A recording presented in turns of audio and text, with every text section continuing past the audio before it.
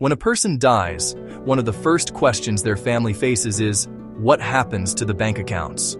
In Florida, the answer depends almost entirely on how the account was titled and whether a beneficiary was named, not on the contents of any will. Let's walk through the three most common scenarios. The first is a solo account, an account held in one person's name only, with no co-owner and no beneficiary designation. When that person dies, the account becomes a probate asset.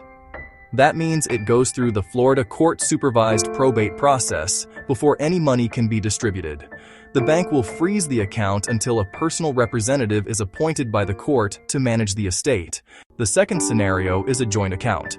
Under Florida Statute Section 655.79, when a bank account is held in the names of two or more people, there is a legal presumption that upon the death of one owner, the full account passes automatically to the surviving owner or owners. This transfer happens outside of probate.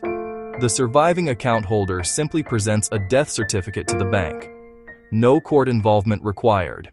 There is one important nuance.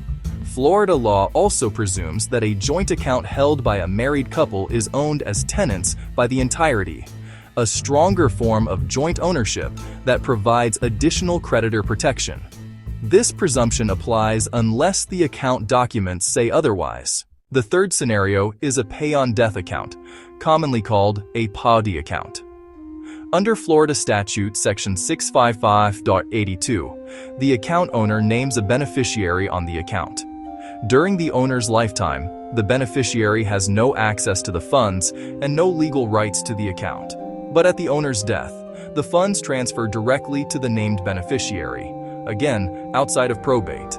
The beneficiary presents the death certificate and a valid ID to the bank, and the transfer is complete. For investment accounts and brokerage accounts, the equivalent is called a transfer on death designation, governed by Florida Statutes Sections 711.50 through 711.512. The mechanics work the same way. Assets pass directly to the named beneficiary at death, bypassing probate.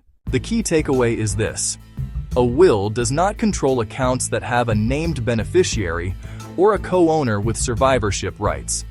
Those designations override the will.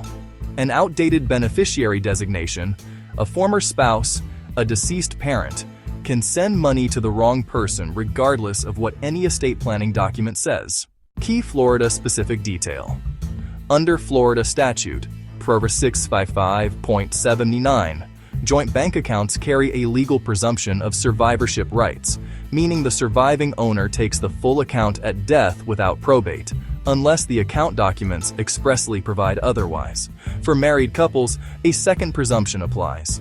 The account is presumed to be held as tenants by the entirety, which provides creditor protection during the couple's lifetimes. How a bank account is titled is one of the most consequential and most overlooked estate planning decisions a Florida resident can make.